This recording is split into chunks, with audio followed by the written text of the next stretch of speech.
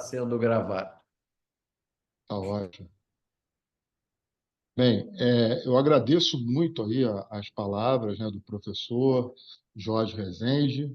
Eu acho que de todas essas titulações, né, que foram faladas, ficou de fora a mais importante. Eu diria que eu posso me considerar um amigo de muitos dos que estão aqui presentes, né? Então, amigo do professor, E amigo do agora, professor além de Nísio, amigo, com projetos em comum. Em com projetos em breve, comum. não é? Verdade, Jorge, verdade. Então, isso também fica aí vamos dizer assim, essa observação. Eu vou compartilhar minha tela, eu acho que já está podendo ser compartilhada, Perfeito. e eu peço só para vocês me dizerem se vocês estão enxergando a Bota no tela, e eu modo vou apresentação aí, por enquanto, para a gente ainda está isso, naquele. eu vou colocar no modo apresentação agora. Tá. Entrou para vocês no Entrou. modo Perfeito. apresentação? Perfeito. Excelente, então. Então, aqui em meu nome, em nome das instituições que eu represento, né, eu agradeço muito aqui o convite. E a gente vai tentar colocar isso de uma forma, tentar trazer essa questão da gemelaridade, que é uma questão para muitos assim, né? Tem um certo mistério, umas certas dúvidas na condução, e a gente vai tentar trazer de uma forma mais simples possível, né? Claro que não é fácil a gente falar no intervalo aí de 40 minutos, uma hora no máximo, né, sobre escolher temas, quando a gente está falando de um tema tão empolgante como a gestação gemelar, mas eu tentei destacar esses que estão aqui elencados. Então, a gente vai falar um pouco sobre a questão da importância epidemiológica, a importância um pouco também da clínica obstétrica, falar um pouco na propedêutica da prematuridade, da gemelaridade, que é um pouquinho diferente, a questão da definição da coronicidade, rastreio de trissomias, a questão do crescimento uterino restrito seletivo, algumas complicações das gestações monocoriônicas geamnióticas, as questões das gestações monoamnióticas e a programação do parto e uma breve mensagem para casa. Então, essa é a proposta que a gente vai tentar trazer aqui.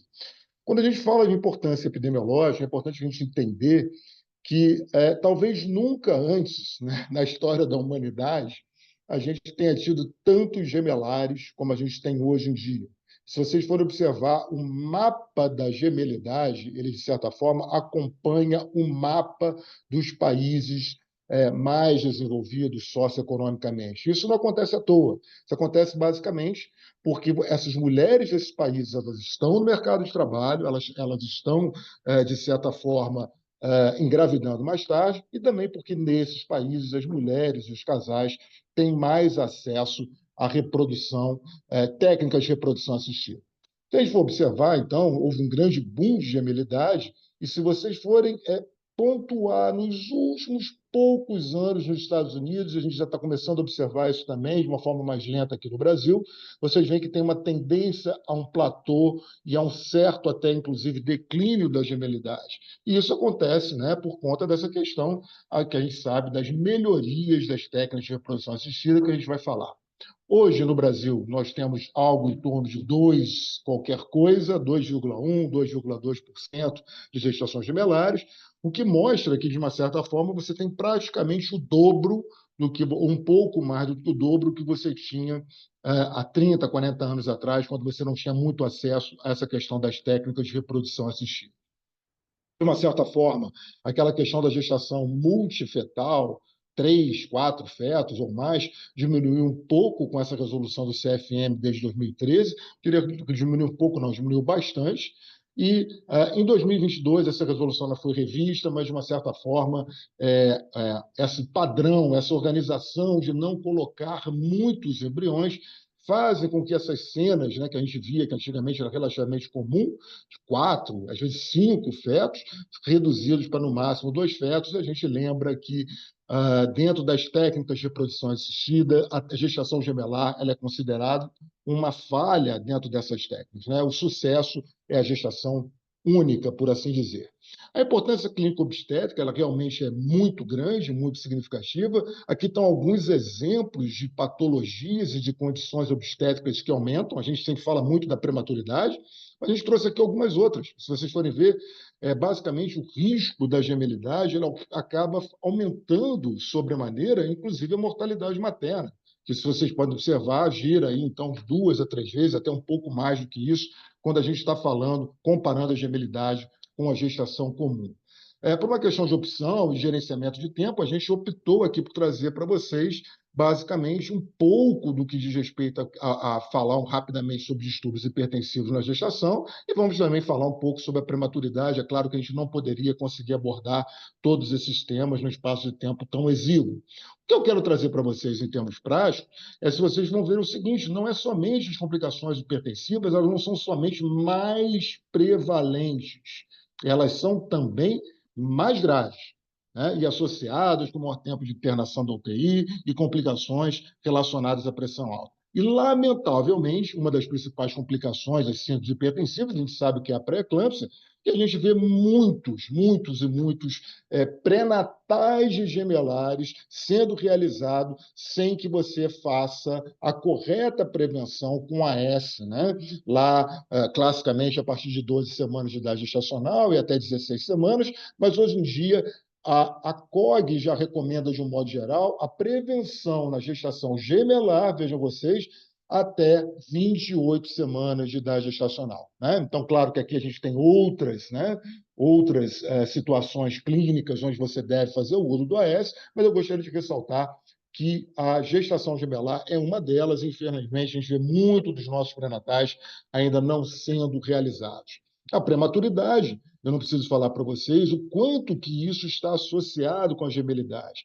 Espera-se, né, calcula-se que em torno de 50, 60, até um pouco mais do que isso, por cento dessas gestações, elas vão nascer mais precocemente, e não é pouco precocemente. Vejam que nos Estados Unidos, a média de uma gestação gemelar do parto gira em torno de 35 semanas, com estimativa de peso de 2,345 kg. E é claro que isso vai aumentar muito mais a taxa de mortalidade infantil e vai aumentar muito mais complicações como a própria paralisia cerebral. E aí você cria, né, uma ideia ou uma perspectiva de tentar, né, dentro desse item 3, fazer alguma coisa na propedêutica dessa prematuridade. A gente sabe que existe todo um raciocínio, né, que cursa com essa questão da avaliação cervical do colo, né, na gestação única, e na gestação múltipla isso muda um pouquinho. De um modo geral, o que a gente vê aqui, vocês podem observar nessa última fase, aqui à direita da tela, é que você não tem estudos ainda realmente muito fortes no que diz respeito, que fortaleçam o uso desse rastreio universal na gestação gemelar, assim como na gestação única. Mas isso pode ser colocado para debate, nós acreditamos muito nisso, e a gente acredita nesse guideline da ISOAG, e com o ponto de corte de 25 milímetros como um ponto estabelecido de boa prática. Isso é uma proposta, é claro que isso é digno de contestação, mas é uma proposta que tem a ver não diretamente com a diminuição da prematuridade, tem a ver com a diminuição, o uso da progesterona e a diminuição de alguns pontos marginais associados com a prematuridade, como vocês estão vendo aqui, a questão do ganho de peso, ventilação mecânica. Então, esses são pontos importantes, que não são os centrais, mas acabam tendo algum benefício. Aproveito essa oportunidade para dizer aqui a todos que, de um modo geral, né, gente, algumas pessoas, gente, lamentavelmente, ainda continuam insistindo com pessário em gestação gemelar e assim também continuam insistindo com pessário em gestação única, mas a gente sabe que o pessário ele é proscrito, né, da prática moderna da obstetrícia, ele só deve ser utilizado dentro de protocolos de pesquisas. Então, de um modo geral, de acordo com o NICE, também com a COG que a gente está colocando aqui, a gente sabe que os corticoides devem ser utilizados, os gemelatos, da mesma forma que a gestação única, os sulfatos de magnésio também. Eu acredito que a progesterona a gente deva utilizar, existe um espaço também, mas é digno de contestação, mas alguns outros pontos não devem ser feitos. Então, pessário profilático, ciclase de rotina, repouso no leito, ocólise oral, nada disso deve ser utilizado. Caminhando para o nosso item 4, quando a gente fala da definição da corionicidade, é muito importante a gente entender que não cabe a nós, obstetras, falarmos muito de zigosidade. A zigosidade é um diagnóstico pós-natal. feito através do exame dos fetos, das membranas e da placenta. O que a gente consegue dentro do ambiente intrauterino é falar de corionicidade, que vocês estão vendo aqui, responde para um percentual que gira aí em torno de 20% do total dessas gestações. E a gente depois vai falar um pouco também das gestações monoamnióticas, que são extremamente raras, né? Então acaba suscitando dúvidas, então a gente vai aproveitar esse espaço também para falar um pouco sobre isso. E por que é importante essa definição de cronicidade? Esse trabalho clássico aqui, ele mostra exatamente isso, que é importante por conta dessa boca de jacaré que vocês estão vendo que abrem.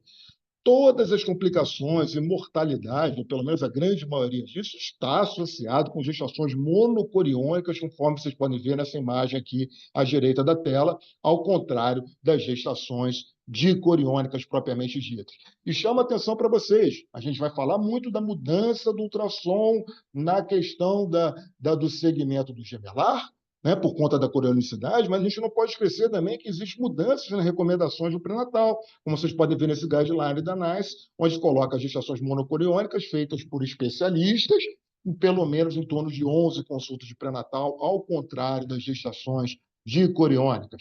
E aquilo que eu falei previamente para vocês, reparem como é que são outras gestações. As dicoriônicas, a gente vai fazer uma proposta de em torno de 6 exames ultrassonográficos, né, durante toda a gestação, enquanto a dicoriônica é o dobro disso. Ela vai caminhar para algo em torno de 12 exames ultrassonográficos, com uma proposta de interrupção mais precoce, que vai gerar em torno de 36, 37 semanas de idade gestacional, enquanto as dicoriônicas, a depender do guideline adotado, você pode seguir até 38 semanas e 6 dias, como propõe a própria COG.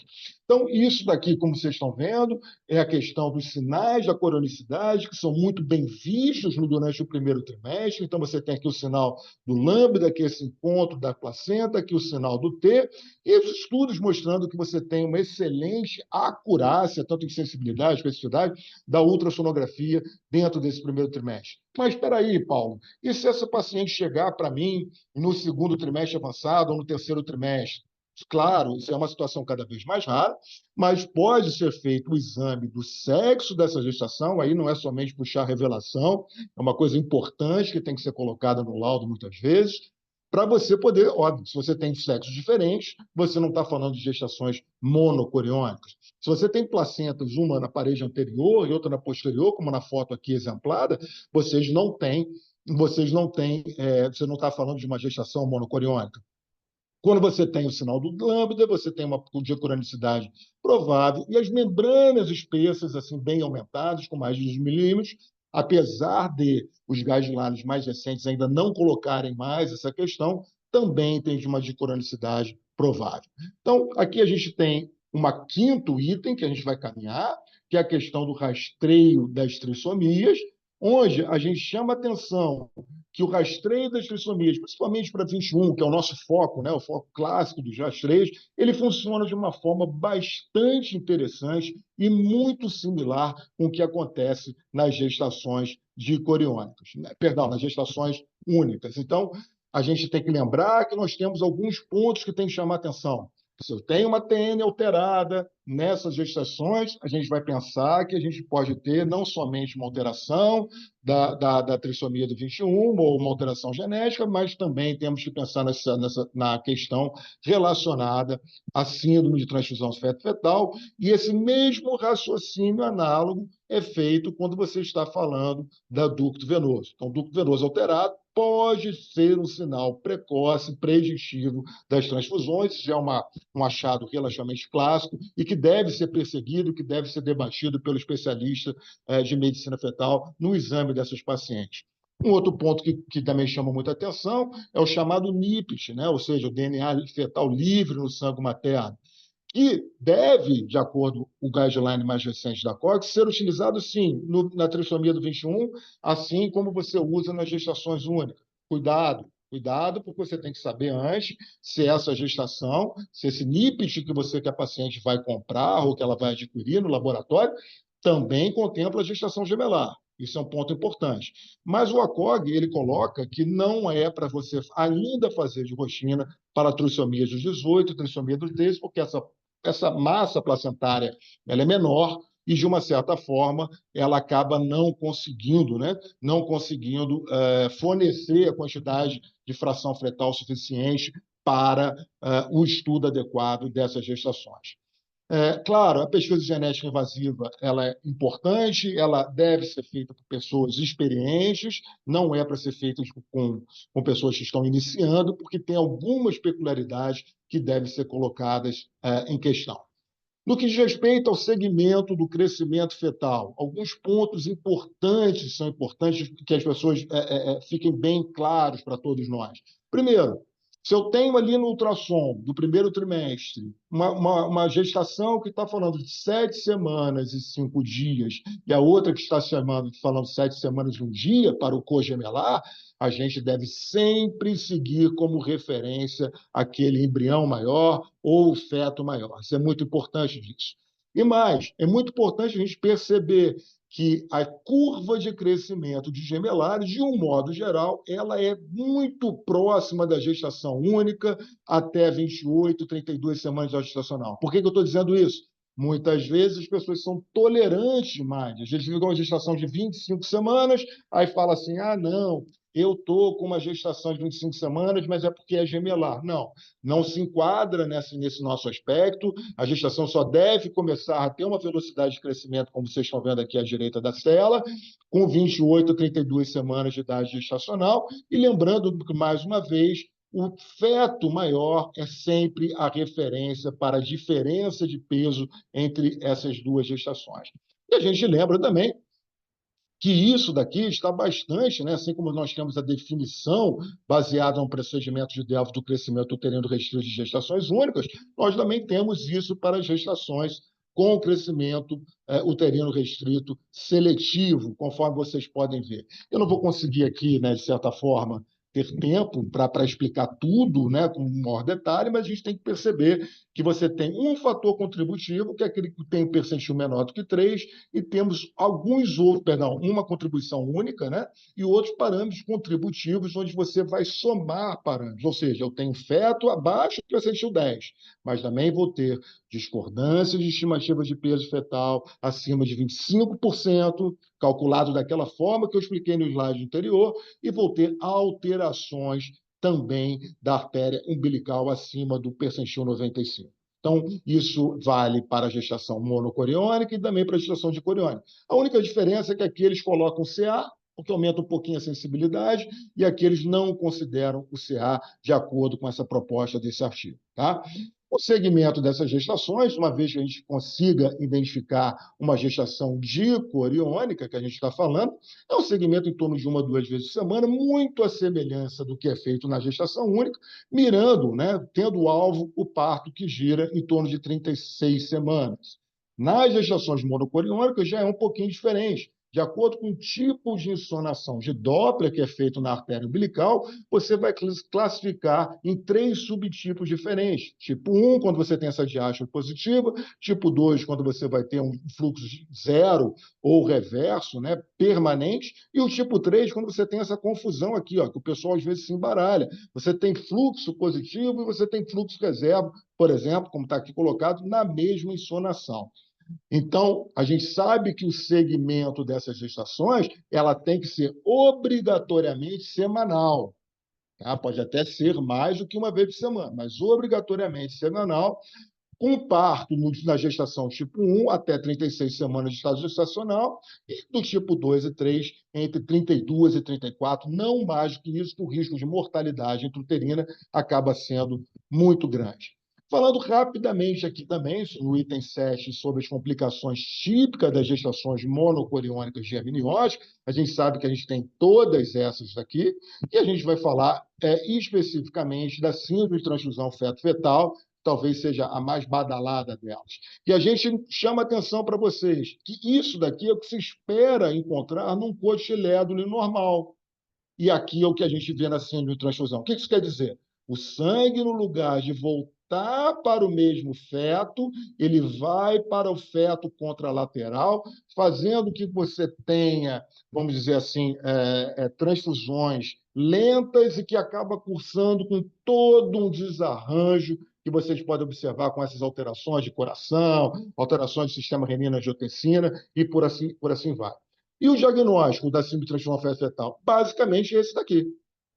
É quando você tem o feto pequeno, com a questão do feto doador, com a questão de um líquido amniótico menor do que 2 centímetros, e o feto receptor com o feto com um líquido amniótico maior do que 8 centímetros. Não se considera mais diferença de peso para esses grupos de fetos. Existe uma questão de um estagiamento, que é criticado, a gente sabe que o pessoal critica bastante, mas até hoje o que a gente observa em termos práticos é que a gente tem esse estagiamento desde a década de 90 e acaba sendo bastante enriquecedor em termos de estatísticas, de comparação de qualidade do serviço. Então, é o que é mais utilizado atualmente. Devemos lembrar que se a gente não tratar essas gestações, a gente vai ter uma mortalidade que vai lá para em torno de 90% dos fetos em ambos os fetos. Enquanto que, se você observar, se você tem um tratamento, você vai ter pelo menos 90% de sobrevida em um dos fetos e 70% no outro.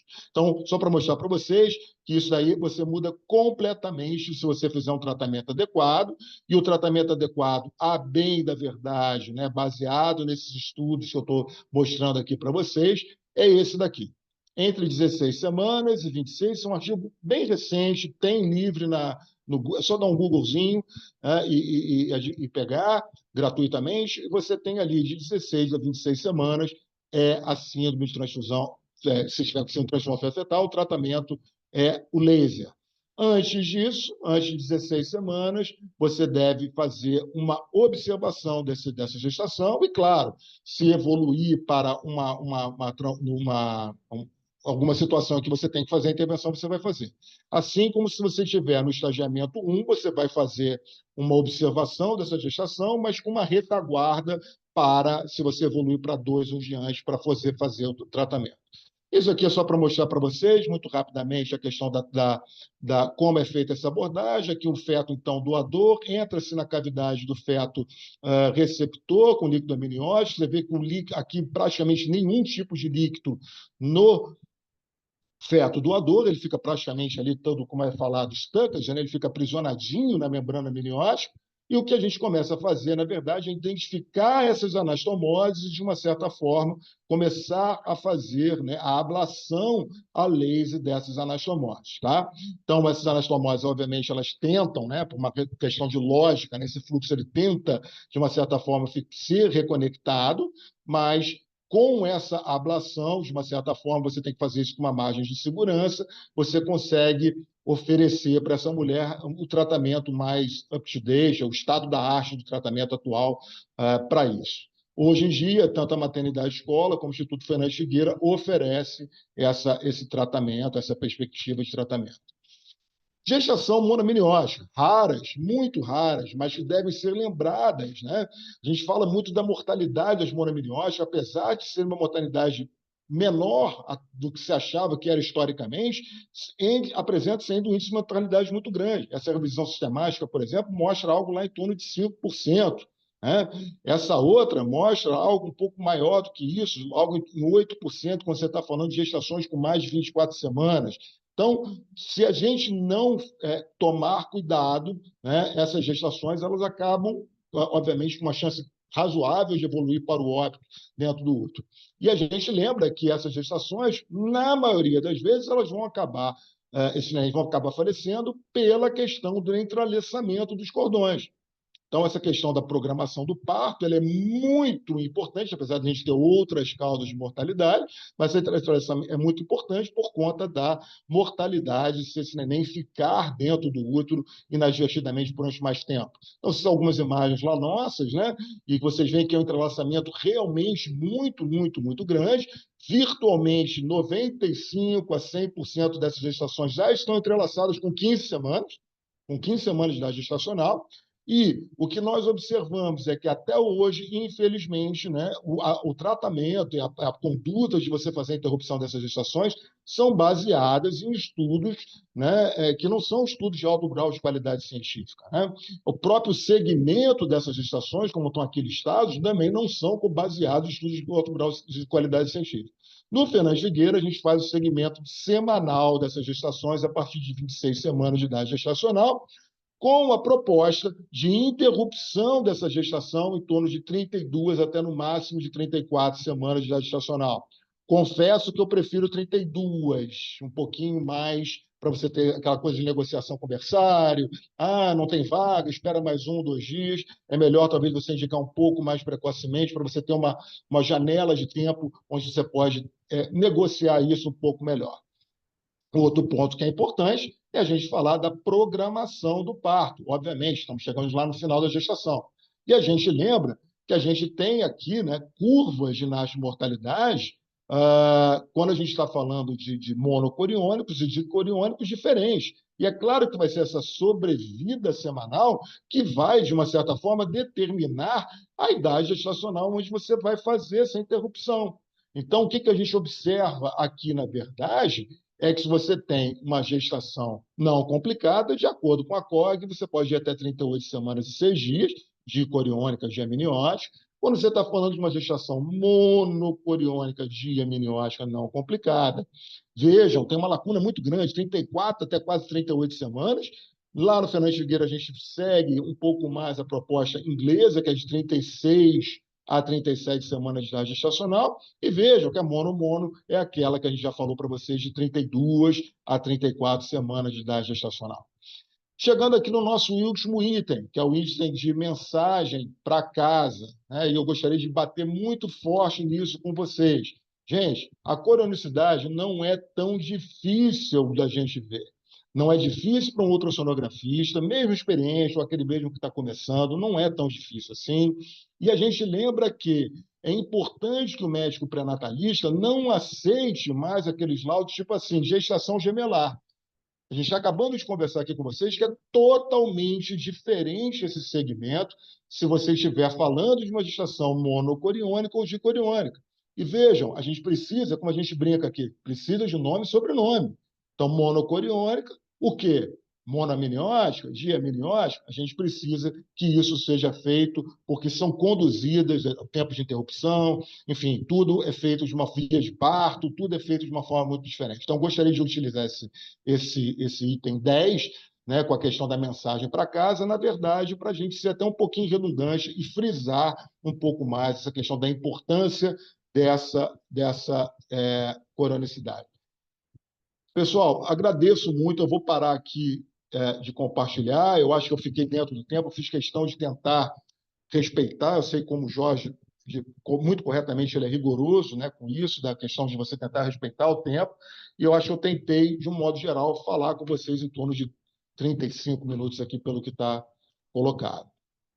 Foi excelente, Paulo. E, como de hábito aí, eu deixo a palavra franqueada à plateia, e aí depois eu faço algumas considerações. É um tema desafiador já há alguns anos, crescente, eu acho até que talvez tenha entrado aí num platô, mas hoje faz parte do dia a dia de uma obstetra saber conduzir essas gravidezes, e eu adorei esse seu resumo aí, final. Quer dizer, sem saber se estamos com uma gravidez dicoriônica ou monocoriônica, e com sobrenome sendo monocoriônica, que pode até ser monoamniótica, mas sem essa informação, a conduta já vai ser completamente equivocada. Mas a palavra aí é de quem quiser usar, e muito obrigado aí pela tua fala. Eu que agradeço o espaço, mais uma vez, eu gostaria só de frisar, deixar registrado.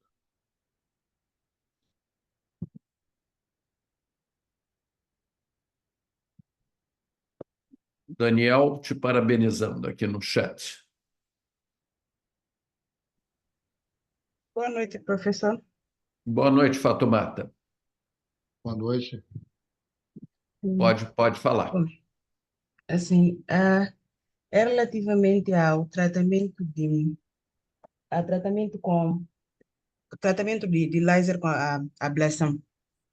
É tratamento de lesões em caso de gestação, ou seja, gestação monocoriônica com síndrome de transfusão feto-fetal, certo? Mas pensando em zonas onde situações de saúde é precário, onde não há condições para a realização dessa técnica, será que tem outros métodos de tratamento que se pode oferecer? Tem sim, Fatumata, tem sim. O ideal seria você oferecer a aminodrenagem, né, onde você coloca, né, geralmente uma agulha de um calibre, às vezes até um pouquinho mais grosso, calibre de 18G, alguma coisa do gênero, e você conecta isso a um aspirador, como esses aspiradores de centro cirúrgico. E aí você vai retirar um pouco de líquido. O ideal seria você fazer a menodrenagem e indicar para um local onde você tem um laser.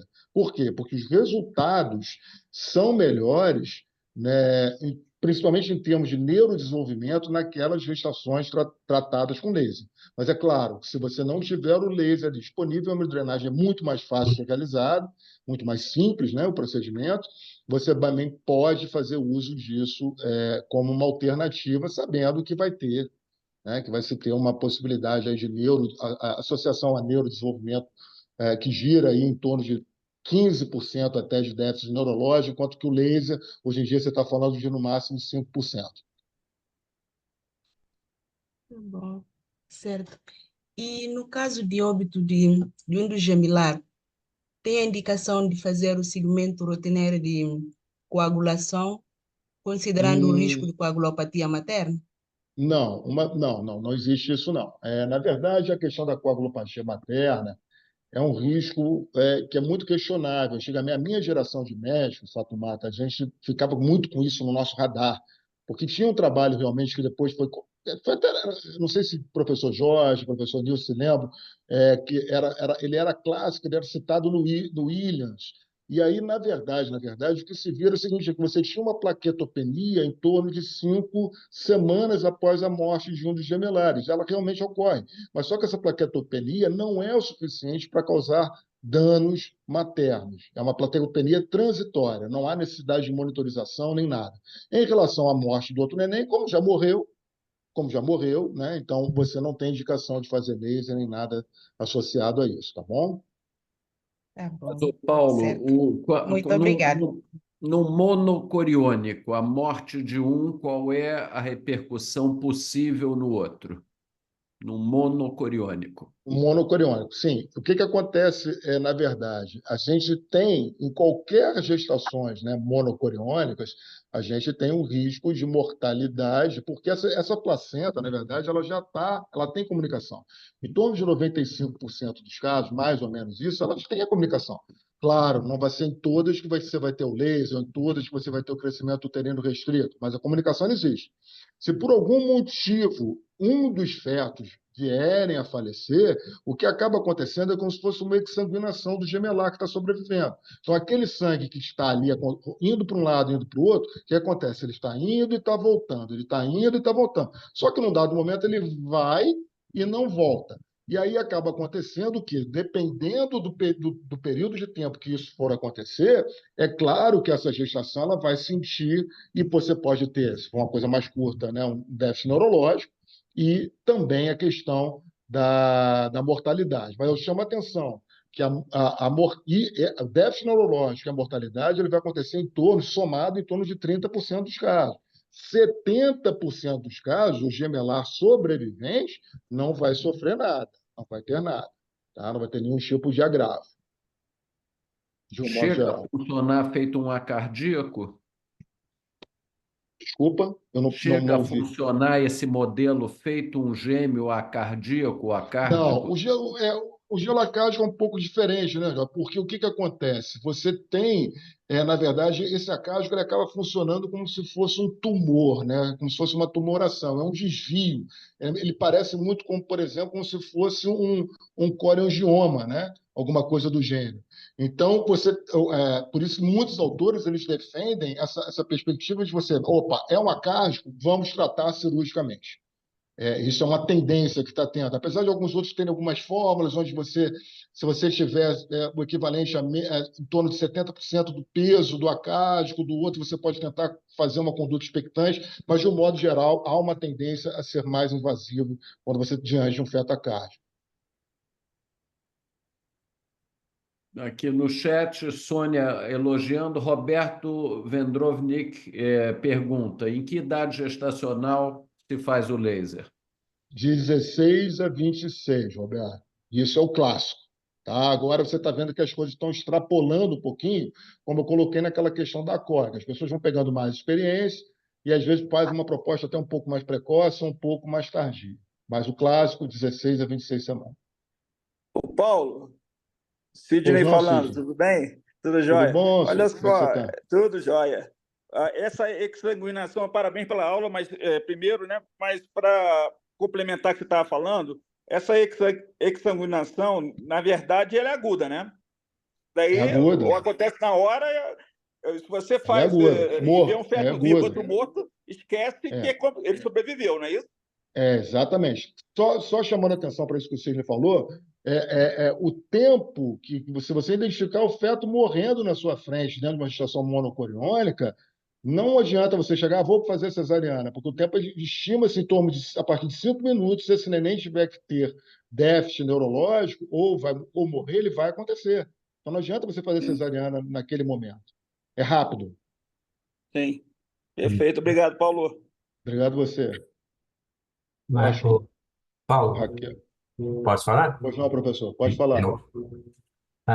Bom, primeiro parabenizar pela capacidade de síntese que você teve em falar de gestação gemelar nesse tempo, ah, focando pontos extremamente importantes. Meus parabéns O mais pela... engraçado, professor, é que essa aula aí a gente dá em, como eu falei, eu dei em 35 minutos, mas se tiver que falar em 4 horas, também faz 4 horas, porque, Exatamente. O porque o feto material é coisa. tem material ali no slide suficiente para isso, né? É, Mas você falou que a exsanguinação, né, é rápida, né, o comprometimento é rápido. Mas existe a possibilidade do neném ter lesão neurológica, mas continuar vivo, né, sim, vai. nessa situação, né? Sim, perfeito. É que o sangue ele vai e não volta. E aí, se ele não voltou, esse neném que está aqui, ele conseguir compensar minimamente a ponto de não morrer, mas pode ter uma hipóxia para causar. É. E essa é a teoria mais aceita, né? O dano cerebral. E fazendo laser, né, claro que nós não vamos conseguir corrigir ou impedir toda essa anastomose, né? Mais ou Sim. menos no procedimento, quantos por cento a gente consegue? É muito interessante essa pergunta. Ele cai de 30% para dano neurológico e ou morte para algo em torno de 5 a 8%, somados os dois juntos. Então, ele consegue, por quê? Você, hoje em dia, quando você faz o laser, você tem uma proposta de fazer uma dicorionização funcional da placenta. Você vai coagulando tudo, o máximo possível, é claro, e a ideia é que você tenha duas placentas, que estão, obviamente, duas placentas, perdão, uma placenta, mas que são, em ponto de vista funcional, elas vão funcionar como duas placentas separadas. Isso protege o feto sobrevivente. Uhum. Ok. Obrigado mais uma vez. Parabéns. Eu que agradeço. Eu acho. Professor Jorge, a Raquel, eu acho que levantou a mão aqui, uma participante. Então, com a palavra, Raquel. Boa noite, queria agradecer pela aula, foi excelente, muito bom para a gente. Eu sou residente da maternidade escola, e eu queria perguntar com relação ao colo curto, né, nas gestações gemelares, na sua prática atual, assim, você pega um colo curto ali na idade gestacional adequada, né, do morfológico de segundo tri, o que você né, que no serviço vocês têm feito? Tem passado progesterona, extrapolando o benefício da gestação única e pensando naqueles benefícios secundários que você trouxe? Ou acompanha esse colo? E se acompanha, qual é o intervalo? A partir de que corte intervém? Queria saber com relação a isso. Obrigada. Veja, Raquel, o acompanhamento seriado do colo, seja na gestação única ou na gestação gemelar, normalmente, diante de algumas situações específicas, quando você tem alguma dúvida de uma incompetência cervical, por exemplo, né? Então, você pode fazer um acompanhamento semanal ou a cada 14 dias, vai depender do encurtamento desse colo, tá? De um modo geral, quando você faz a questão da ultrassonografia de 20 a 24 semanas, para todas as gestações, e aí a gente está falando do rastreio universal, você não precisa fazer esse acompanhamento seriado. Se você identificar o colo curto, você vai fazer a progesterona. Eu faço a progesterona. Lá no Fernando Figueiredo a gente faz a progesterona em busca desses benefícios marginais que você comentou aqui.